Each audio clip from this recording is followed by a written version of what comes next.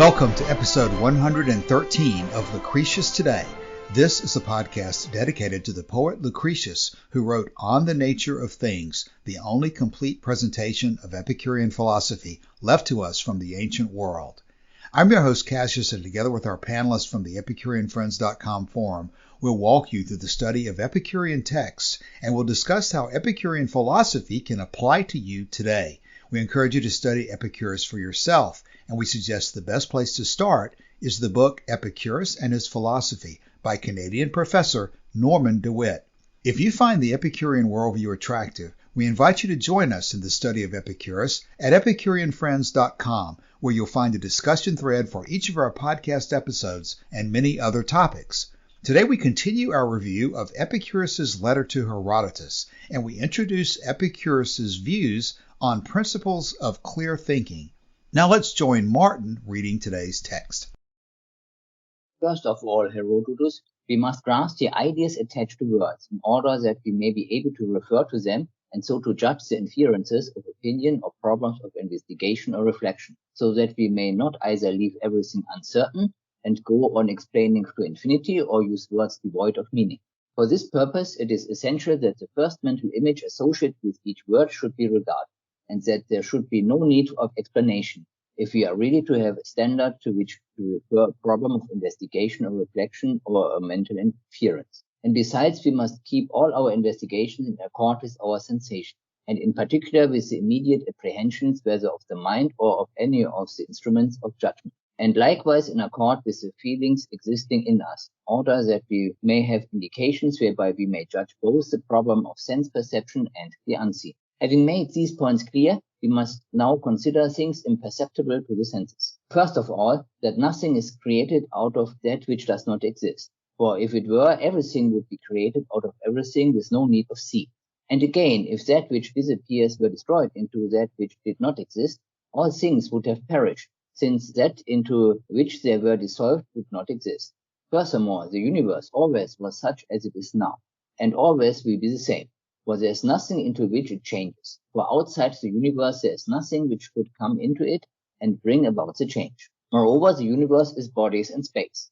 For that bodies exist, sense itself witnesses in the experience of all men, and in accordance with the evidence of sense, we must of necessity judge of the imperceptible by reasoning, as I have already said.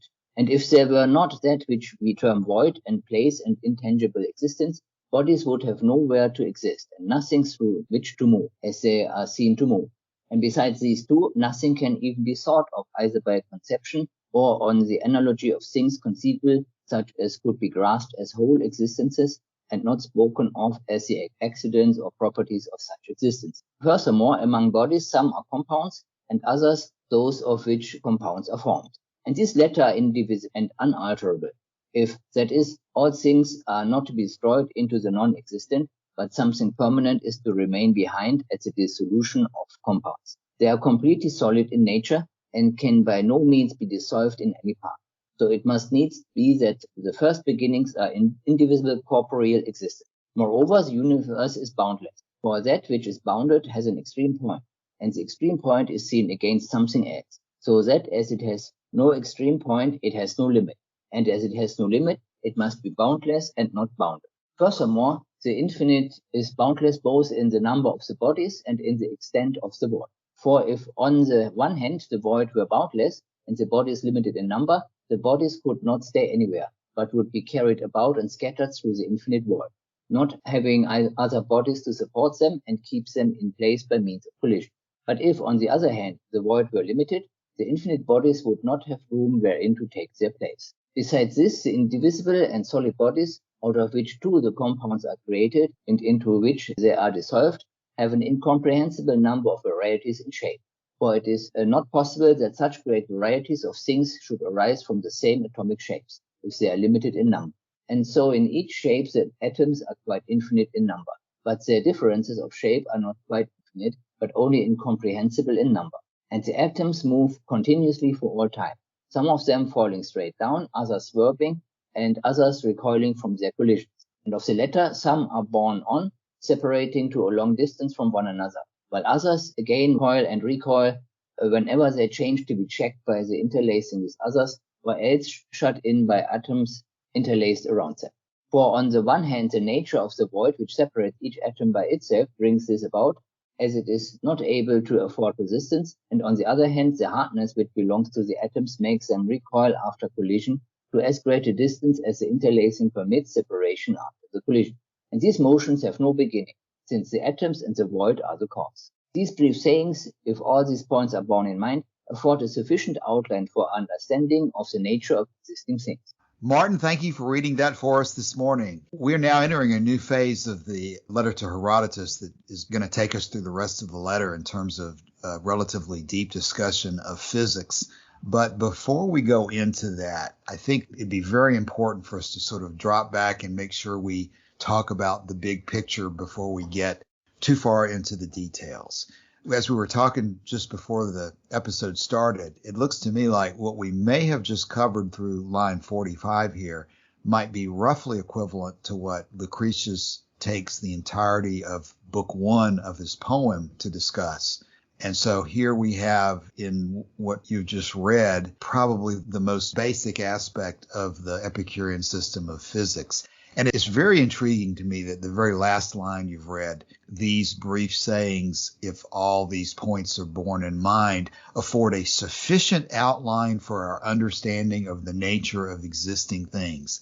So there's something about what we've just talked about, what you've just read for us, that Epicurus considered to be particularly important, even though he has lots of other things to say about lots of other aspects of physics and epistemology. There's something here in what we've just read that Epicurus thought we really needed to know.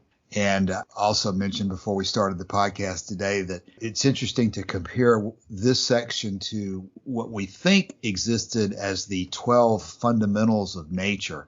Diogenes Laertius records that Epicurus had a book that was specifically devoted to the fundamentals of physics, and we have those on the forum, and there are several different renditions of it. But it does appear to me, as I was comparing them as you were reading, that the majority of those 12 are covered in what we've just discussed. I don't know if it's a one-to-one correspondence exactly, but clearly these particular issues are something to really focus on. And in fact, maybe the first thing I would ask you guys to give an opinion on would be when in 45 he says these brief sayings and if these points are borne in mind, do we think that he is talking about what I would call maybe the raw physics that he is talking about when he says, first of all, nothing is created out of that which does not exist, and from that point to the end of 45?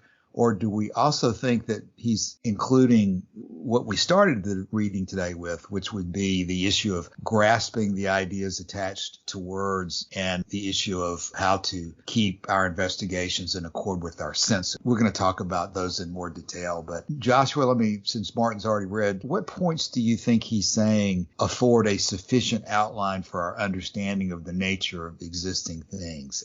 Everything he said in the letter up to this point, or is he starting with the physics part? That's not an easy question necessarily. No, and I'm not sure I could give a good answer to that. We can hold it then. I do think it's an interesting thing to consider, and maybe as we talk about the details today, at the end of the episode, we might come back to that question, and probably we should because that's the last part of what we're discussing.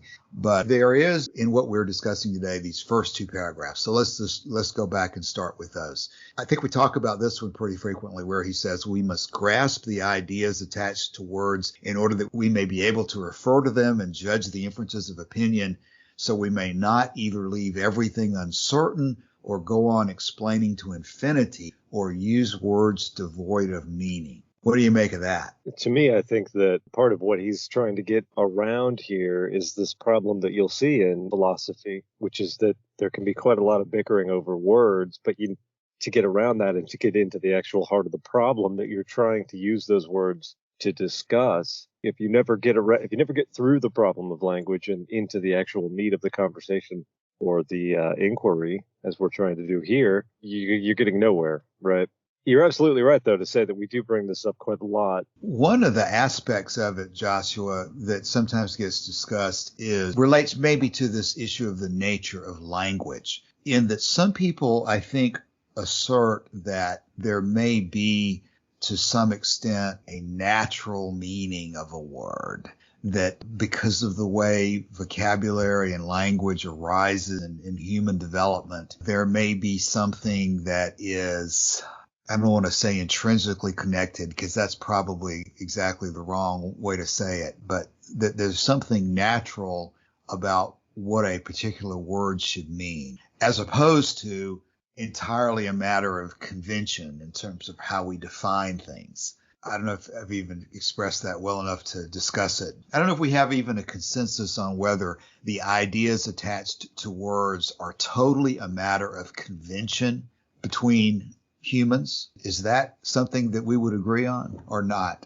The one aspect is that it's like written down convention, some of it, but in total, the way we learn language is not that we read in a dictionary, but that we listen and talk just like this. So that means there is an intuitive part of it. That means we grow into that language, and this is what you may perceive as the natural thing. So it's not really natural. It's just something. It's conventional as well, but it's an implicit convention because we just learned without structured learning, just by listening and just by practice, we learned it already. Because we're not Platonists, I think that we would say that the word ideas does not have a sort of supernatural meaning. What do we mean when we say an idea? Is an idea a picture?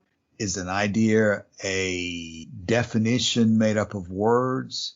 I know we've discussed some of that in the past, especially you and I, Martin, in the Lucretius podcast. But when we say we must grasp the idea attached to a word, maybe I shouldn't presume that we know what an idea is. What is an idea? Yeah, in this case, what do you think what that word means? Is it more than a picture, or is it a picture at all? I mean, if you're talking about a concrete object, it's something like, it is something like a picture. But if we talk about something what is not a particular object, then the word picture does somehow not fit. And what we're doing is talking about something that we're going to use to refer to them so as to judge the inferences of opinion or problems of investigation or reflection. But in the Epicurean perspective, do we agree that an idea does not have an independent existence of its own outside of what we create as humans? Is that clear? In principle, yes, but we can postulate that a similar civilization of advanced aliens would produce the same ideas, most likely. So words or ideas don't have natural meanings. In other words, there's no reference point outside of human nature that we're looking for to tell us a meaning of something, but we ourselves are creating the meaning by observing the world outside of us? Yeah, but we have learned how that word is used, and have seen that if we use that word properly, people understand us. And in that way, we have an understanding what that word means. And I won't belabor this much further. I wonder if there's anything really important for us to observe here about Epicurus talking about ideas, other than the contention of religion or the contention of Plato that ideas exist out there in the universe independent from us. I think we would agree, all three, on that assertion. So tell me if you disagree, or if you think there's anything else that's really, really important for us to state about the Epicurean view of ideas. Yeah. So the thing is, because like I said before, we can assume that quite a number of ideas we've created, that they would be independently created by aliens civilizations as well. So that means we cannot in principle refute the existence in some way of ideas. But from an Epicurean perspective, we may then say that this is because the world is similar here as it is where these supposed aliens are. And because these ideas are formed for survival in the respective environment, so then it's obvious that these ideas are created by those minds confronted with their respective worlds. So that they're still only existing in the structure of the real world. So their existence is tied to that. There is no space where they exist on their own, like Plato thinks. Martin, I think I'm agreeing with you totally, but now I'm getting concerned because I'm not hearing anything from Joshua. And I started to say this at the very beginning of the episode. You and I, Martin, have been through a lot of this when we went through the Lucretius episodes of the podcast. Joshua was not with us then, and I'm really interested in getting Joshua's viewpoint on a lot of these very same basic issues that we've already discussed, because I think Joshua is extremely well read, but he's not specifically a physicist or an engineer like you are. So I'm particularly interested in getting what I would consider maybe a more generalist perspective on some of these issues from Joshua, so that he can help prevent us from going too far down rabbit holes, such as I may be doing right now. Joshua, do you agree that the ideas don't exist in the universe floating somewhere independently? No, I don't think that you can separate an idea from the mind that conceives it. I think that a mind is an emergent phenomenon of physical nature, and that I think an idea is a mental product of a mind. So without either nature or mind, you don't get ideas. Certainly not floating around in the ether. One thing I do want to talk about is, you don't see this in English. We don't have a regulating body for English usage. You do have the Oxford English Dictionary, which attempts to record and explain the use of every word there is in the English language. But in other places, they do have government bodies whose purpose is to regulate the use of a language. French tends to be the one that comes up most. So they have this Académie Française, or however one might pronounce that. But the idea here is that we're trying to retain the purity of the language. Right. They want to retain French as they think it should be retained. But to me, and I think to a lot of people, particularly linguists, this is a losing battle. Words change all the time. And so it's not clear to me, for example, that when Epicurus says it is essential that the first mental image associated with each word should be regarded, it's not clear to me what happens when you and I have different mental images, as we almost certainly will. Well, that's a very interesting point. He may not actually here be talking about communication as much as he's talking about our own understanding of our investigation of nature. Right. So, for example, if I were to say house, I have some picture or image in my head of what I'm thinking about when I think about a house. And it's sufficient just to have that image and then just go with it. I don't need to argue with myself at length about, well, is this house, is it a thatched hovel from the Middle Ages? Is it 4-story beachfront monstrosity where you've got short-term rentals coming in for 2 weeks and it costs $5,000? Is this the White House? It's important, once you have the idea of the house, we don't have to spend all this time arguing. That's kind of why we have words, isn't it? It is. So we don't have to continually, argue about meanings of things. We have a whole language where we can try to explain things in such a way as we think will be understood. Joshua, you potentially have set me off on a new rabbit trail here by what you just said, because now you've got me thinking, as I look at these first two paragraphs we're looking at, that there's no necessity really to look at this in terms of communication between people. I think you could take these first two paragraphs and say that you yourself as an individual, regardless of whether you talk to anybody else or not, you're not going to ever be able to make any progress in understanding anything unless you in your own mind have a specific idea or definition attached to the symbols you use in your own mind. If you yourself in your own thinking, as you just said as your example, if every time you think of the word house, you just launch off on an innumerable listing of the different types of dwellings humans have lived in throughout history, you're never going to make any progress on anything. You have to have in your own mind, under the word house, a sufficiently clear placeholder or symbol that you can take that and continue your own thinking without just, again, bogging down and going no further. And maybe the mental image that he's talking about with each word, he's not really addressing the problem of how we may have different images among different people. He may just be talking about the fact that if you yourself don't have some kind of an image in your mind to work with as you're solving a problem, you're never going to make any progress doing anything. You've got to, in order to think clearly and make any progress in life, be able to conduct your thought process almost like a computer or something. You've got to have certainty or confidence or continuity, maybe is the better word, in your thought processes.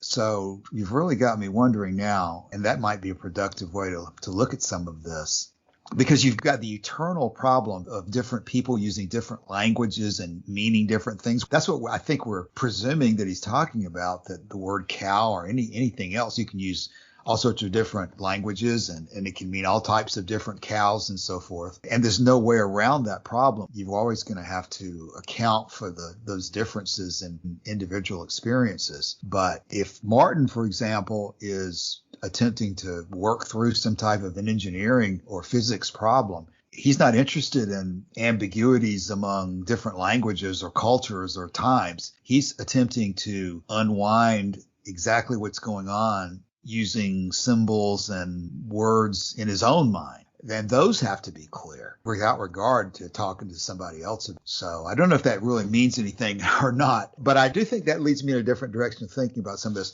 In terms of practicality, the thing that I keep coming back to in terms of ideas is that if you think that there's ideas floating around in the universe, or if you think that a supernatural God has defined certain ideas, then you're going to want to go off in a totally different direction and spend your time on religion or on Platonic and Pythagorean reasoning, and you're going to look for somebody else to tell you how to run your life, because these ideas that are out there are things that you want to come into contact with. So you're approaching life as a research into what other people or other entities have already done.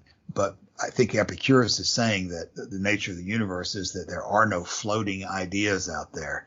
So it's up to us to come to grasp with our reality. And so that was the practical point that I'm probably belaboring much more than necessary. But are there any other practical points before we move on there? Josh, you're more grounded in the reality of some of these things than maybe I or Martin would be. For Martin and I may be the two different extremes. You're less likely to go down a rabbit hole than one of us might. Well, it's funny you say that, because I'm thinking right now about a novel by Sir Walter Scott called Ivanhoe. And this novel deals quite extensively with the distinction that you have in England in a certain period of history between the native Anglo-Saxon people and the French Norman conquerors. And so you've got the French Norman conquerors sort of rule the country. They're the ones living in the castles. But then you've got this other group of people who maybe are more representative among the laboring classes. Anyway, in that book, there's a swineherd and a jester having this conversation about this problem. And somebody, I think the jester probably makes the point that the animals that the swineherd is working with when they're alive and they need all this care and maintenance, they use English terminology, right? Swine, for example. But after they're killed and butchered and ready to be eaten, then we start using French words for them. So English words are used when you need to actually raise the animal. But then when it's ready to be consumed, the words that are used are the French words. And in his mind, that kind of signified the political gap that was involved there. This issue of mental images, I'm fascinated to find out from Wikipedia. It says here, William Brandt, 2013, page 12, traces the scientific use of the phrase mental images back to John Tyndall's 1870 speech called The Scientific Use of the Imagination. Well, we have some familiarity with John Tyndall, don't we? Because he was the one who gave that very contentious Belfast address, in which he has quite a lot of praise for Lucretius and Epicurus. So while the scientific use of the phrase mental images could be traced to him, it's clear where he got it from. He clearly got it quite possibly from reading this very letter that we're reading today. Yes, indeed. Of course, images, and can't get too far into discussing Lucretius and Epicurus without referring to the films or the specters that are flying through the air all the time. I presume that we're not really talking about that right now, but it's something that is associated with that, and at least in the way Lucretius describes it. Gosh, there's lots of different ways we could go there. I'm not inclined to pursue any of them too much further right this second, though, in the interest of proceeding a little further, because I think we'd probably be more productive if we go to the next line in 38, which says that we must keep all our investigations in accord with our sensations, and in particular with the immediate apprehensions, whether of the mind or any one of the instruments of judgment, and likewise in accord with the feelings existing in us, in order that we may have indications whereby we may judge both the problem of sense perception and the unseen. So, would we agree that this looks like a reference to what we understand to be the canon of truth in terms of the sensations, the anticipations, and the feelings? Yeah, that's immediately what I thought when I looked at it, because this is something that's coming up for us as we talk about Frances Wright's book, A Few Days in Athens, where she seems to have the view that Epicurus was more of an empiricist, but empiricism is based exclusively on sensation. And in the Epicurean canon, we have actually three legs to that canon. You've got sensation, feeling, and anticipation, which clearly seems to be what he's referencing here. Phrased kind of in an odd way, though, isn't it? I was going to say, when you said the word clearly there, I was going to get you to explain how the immediate apprehensions of the mind is a clear explanation of anticipations. I know there's a lot of discussion in the different academic works that talk about this section of the letter to Herodotus, and it's a very difficult subject. The one thing I can say for sure is that we're not going to come to a conclusion here that's going to satisfy everybody in talking about this, but we ought to talk about it. How does the phrase immediate apprehensions, whether of the mind or any one of the instruments of judgment, how does that relate to what we understand to be prolepsis or preconception or anticipation? I don't know that I have a good answer for that, but I'm looking for any suggestions.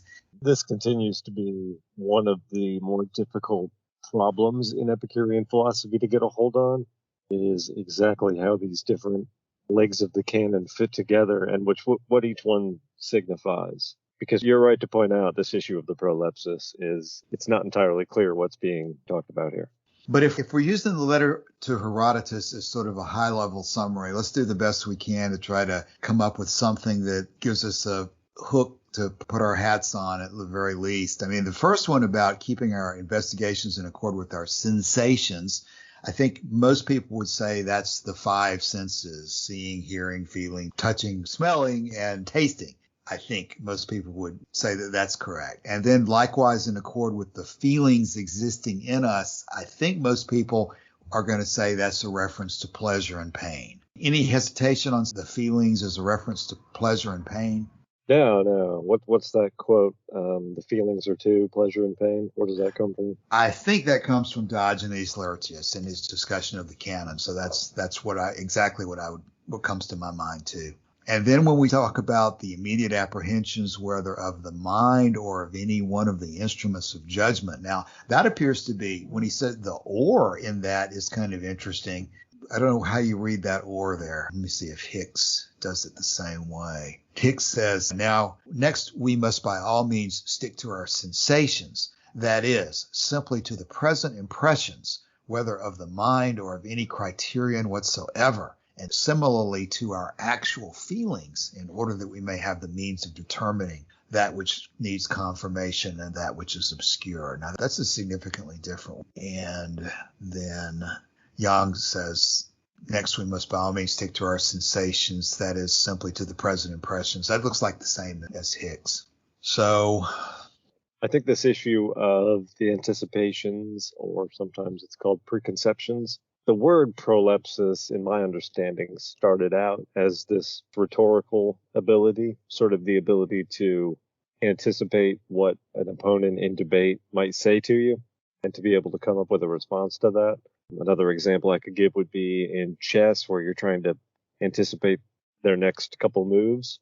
In the canon, as it pertains to Epicurean philosophy, it seems to involve this ability of the mind to collect that sensory data that we've been talking about and to sort of maintain it in such a way that when we encounter things in the world, we have some mental image or something to compare them with. So, for example, I'm familiar with quite a lot of mammals, as I think most people are, but I'm probably not familiar with every mammal there is. But if I were to come across a new animal and I didn't know how it should be sorted or classified based on my familiarity with mammals and reptiles and amphibians and birds and all this, I presume that I would be able to at least get started on that problem of sorting it into one category or another. And that's just because I have this preconception of what a mammal looks like in general, because I've seen so many specifics in terms of mammals. I think that's a very practical way of looking at it. And rather than get too bogged down in it, we can move forward. But I think your explanation, Joshua, is about as good as anybody could give. The only other thing I can think of to say before we move on is to note what appear to be other alternatives that some of the commentators suggest, one of which is to basically follow Diogenes Laertius exactly as he discusses it in his biography and say that a preconception is the result of what happens when, as you grow up, you see a cow, you see another cow, you see a third cow and a fourth cow, and you assemble in your mind a picture or a definition of a cow, and that picture or definition becomes a concept in your mind that you then use to apply to new sightings of new animals. And then you, in your own mind, decide whether the new animal you're looking at is conforming with that definition you've prepared in your mind or not. So one alternative is the Diogenes Laertius example of just observation leading to you to form a category of some kind in your mind, or an idea, conception, whatever word you'd want to use.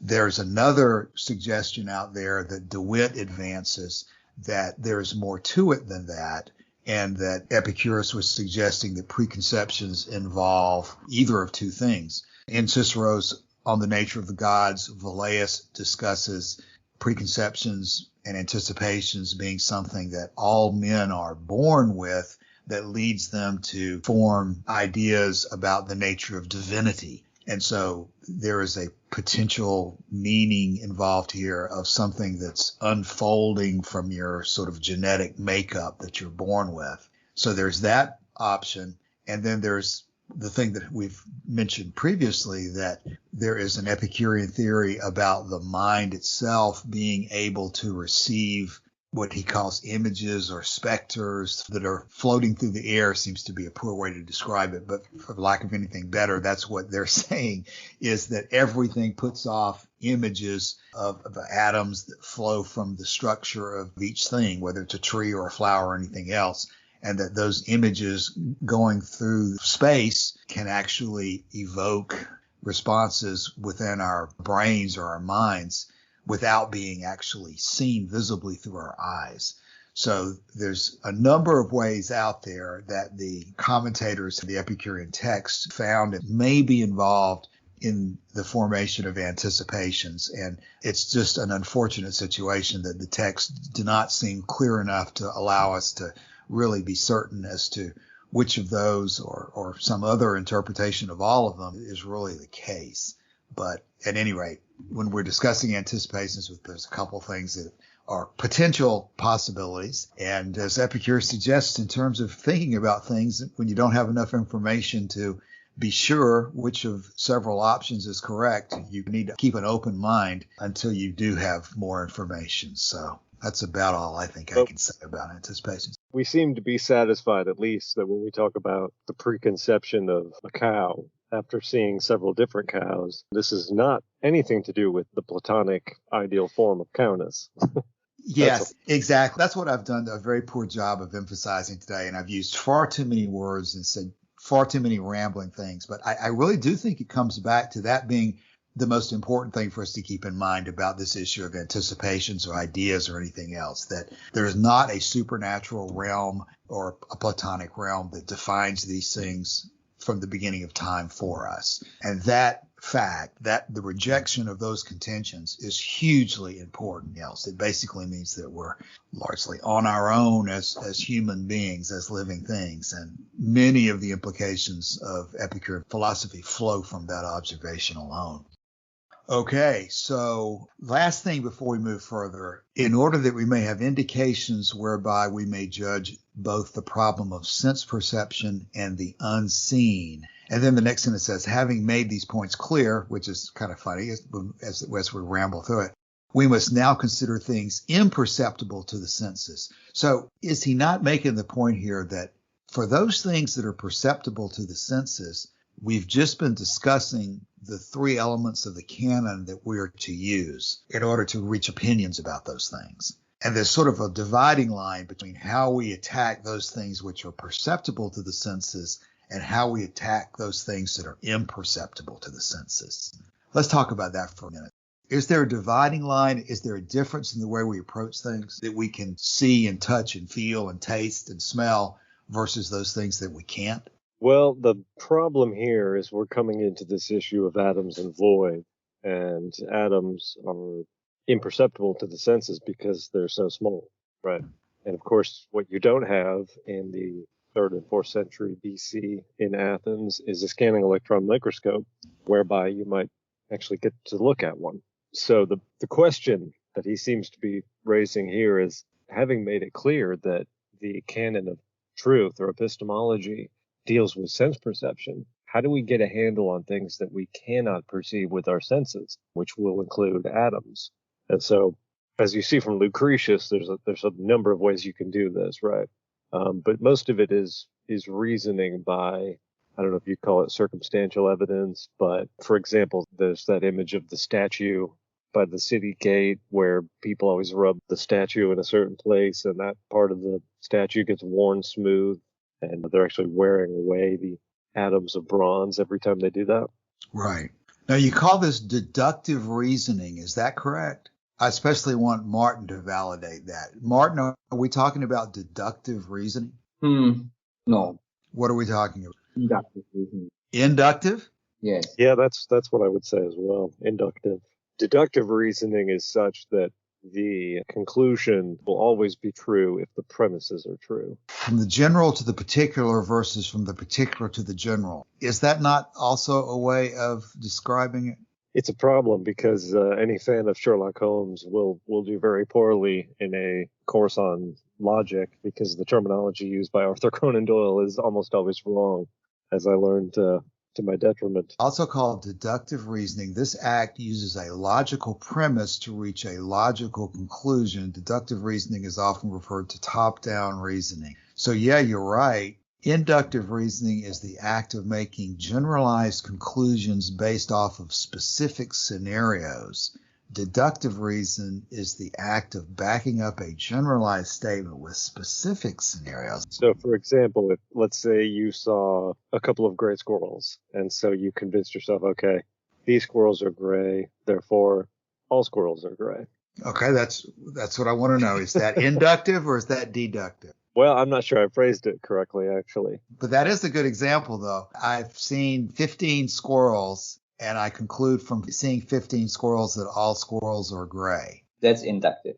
All right. What's the example of? Well, we're missing a premise here, because what you would have to say would be, I've seen 15 squirrels and they're all gray. And then your second premise would be, if the squirrels I've seen are gray, then all the squirrels I haven't seen must also be gray. Therefore, all squirrels are gray. No, the thing is, this inductive reasoning is not logic. So, because it's not, it doesn't have the strictness, the 100% conclusiveness. So by using this induction, we can be clearly wrong. I thought this part of things was easier. Maybe it becomes easier if we don't get into this inductive, deductive thing, but look at it from a different perspective. So that it's not stated here, but elsewhere, it's indicated that we can get to the unseen by analogy. We're going to need to categorize exactly what Epicurus is doing here with the very next sentence is going to be, for if it were, everything would be created out of everything with no need of seeds. He's looking around and seeing that things do need seeds, and so therefore he's concluding that everything must have a seed in order to exist. Is that deductive? Is that inductive? Again, I mean, it's no need to get into the inductive, deductive, but it's inductive, yes. The reason I'm even grappling with it is how do we explain it to people in more common terminology? We don't need to use the word deduction and induction, I guess, is what you're saying, and I can certainly agree with that. But is there not a shorthand word that people use to describe this process that we're going to be doing with all of these statements that he's making?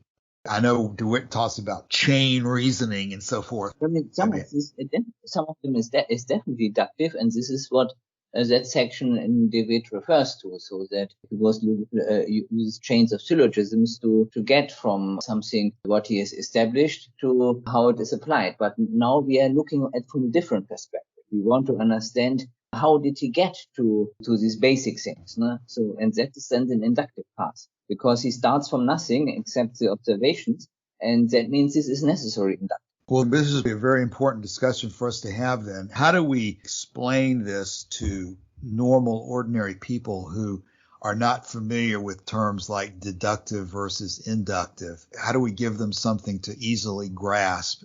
How do we describe this process properly? The question we were discussing was the issue of, is there a difference between the way we make decisions in categories of life that are perceptible to the senses versus those areas of life in which the senses do not have the ability to perceive? You were raising the issue of atoms, and of course, we do not believe that atoms themselves can be perceived directly. What in Epicurean terms gives us the ability even to discuss atoms in the first place, since we cannot perceive them? Let's talk about how to describe that process to the layman or to Cassius's hypothetical elementary school of young Epicureans. Well, that's an interesting image in itself. The goal for which we are striving is ultimately the reconstitution of a philosophy that normal people can understand. Right. I think we do this quite a lot, though, don't we? Just in our normal lives, where we work with problems that we don't have direct sensory information on. I'm trying to think of some examples that people would tend to deal with in their own lives, and I'm struggling. Well, I guess one would be, to some extent, you could discuss something like oxygen or air. We can't really see the air. We can sort of feel it when the wind blows, but normally when the air is still, we don't see it, maybe even smell it or taste it or anything. But we know that if all of a sudden our air supply is limited or restricted, we stop breathing. So we infer, I guess inference. There you is go. One of the words that we're maybe looking for. Yeah. Is that the word that Philodemus uses? Signs. Maybe you may be exactly right. As usual, we need Don here because Don would be a vocabulary master. But that may be exactly the reason Philodemus's work is focused in that direction. Signs, inferences.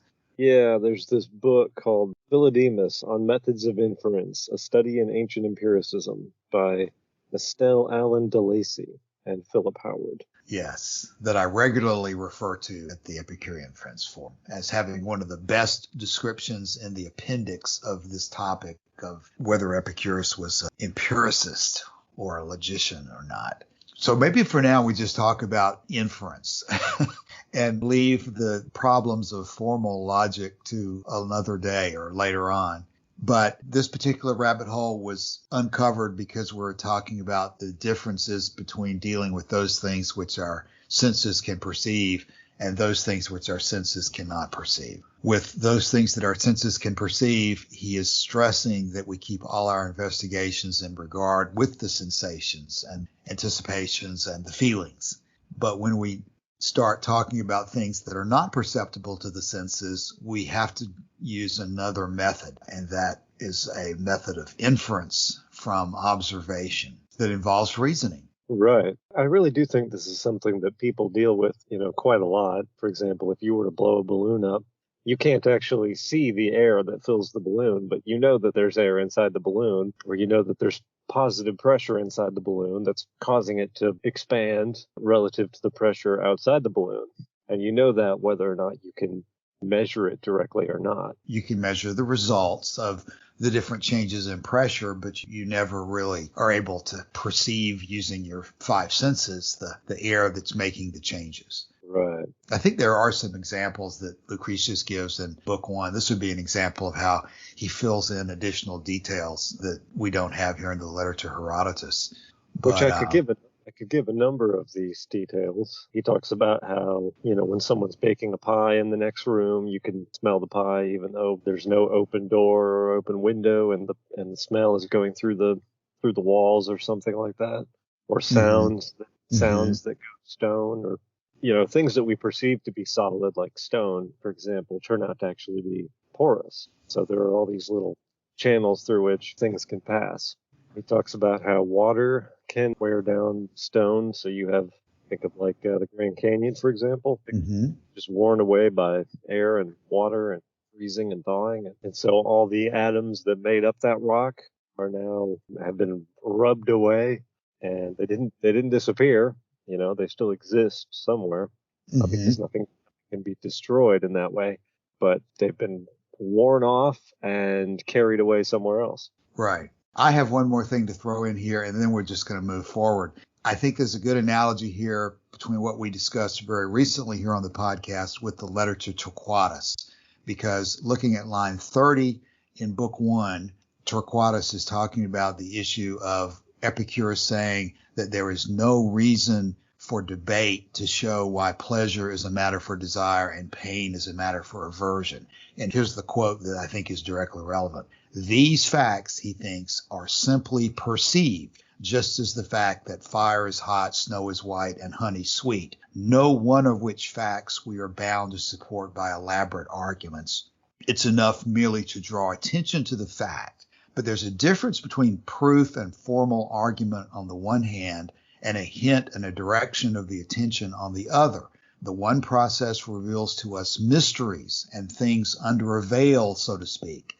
The other enables us to pronounce upon patent and evident facts. So I think that's an analogous issue that he was talking about there, is that when the facts are patent and evident, you rely on your sensations and anticipations and feelings, and you consider those to be the primary tests of truth. When you move to another subject that is, so to speak, under a veil, where your sense perception does not have the capacity to get to and give you the information that you would like to have, you have to use other methods. And that's where you use reasoning to infer from that which you can observe the best conclusion you can come to about that which you cannot observe. Martin, are you okay with the way I said that? Oh, no, I drifted away. Sorry. I consider that one of my more brilliant statements of the day, and there you missed it. So that's all right. That's all right. Joshua, I don't know if you heard what is that a decent summary for the moment? I think that's good. I think that's good. And bringing in Torquatus was good, because I think he does explain things rather well, or Cicero through Torquatus explains things rather well. There's no doubt you can bounce between Lucretius, between Torquatus and Onians, the letter to Herodotus, and we ought to be seeing the same issues discussed from different perspectives and at different levels of detail. And in many cases, some of the most important stuff I think we can do that with. So I think that this is one of them there. And if we were to consider moving forward, I don't know that we're going to get that much further today. We probably ought to think about coming to a conclusion. But before we even think about a conclusion, we'll tackle again next week this issue of describing to people the reasoning process that Epicurus was using, because we're going to go now from 39 through the rest of what Martin read, giving example after example of Epicurus's use of this inferential reasoning based on observation.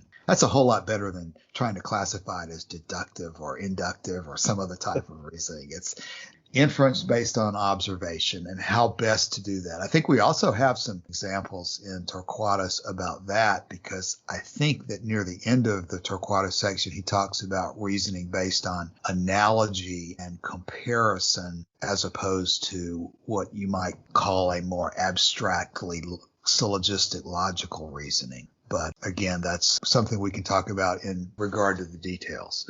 Yeah, when we need to caution here something. So because this is just a high-level summary, so it will not even give, in most cases, how Epicurus got there. So that means in the discussion we need to do what we've just done already, that we refer to Lucretius and other texts where we have a glimpse on how he got there, so that we then can see why he would make these statements about the physics. The very first example being the issue of nothing coming from nothing, and then he's going to quickly go to nothing is destroyed to nothing. And what he does in Lucretius is give a great deal of detailed examples of what he's observing to support his premises.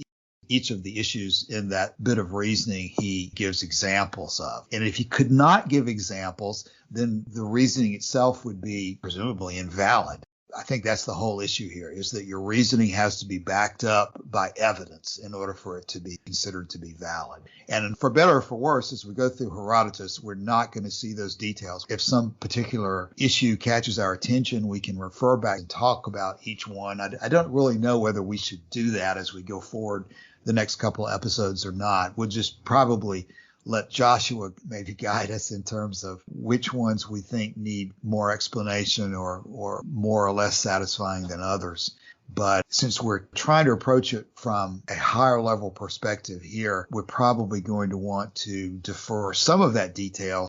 As 45 says, we're about to go into a series of observations that we can conclude from these brief sayings will afford a sufficient outline for our understanding of the nature of existing things. So we ought to be able to understand the high-level assertions he's about to make and why he thinks that they're particularly important, without necessarily being able to go back and get all the details, because Epicurus has previously told us last week, in fact, that we regularly need the conclusions, but not always the details, if I remember correctly, right?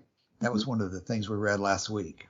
Right. So one thing I want to talk about a little bit, Cassius, and you're going to have to help me out a little bit here. We've encountered this idea before where people will suggest that Epicurean physics is merely an ad hoc justification for supporting the ethics.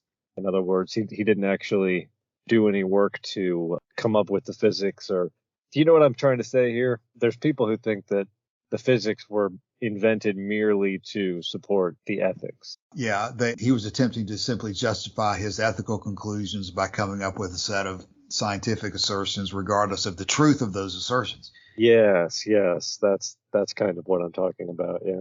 So I think it's important just to keep in mind that kind of thing is out there. It seems clear to me with the amount of emphasis he puts on studying nature that certainly can't be true, really. In fact, as we see in this letter, is one more thing we read last week was it was the study of nature that he found his own happiness chiefly to reside in.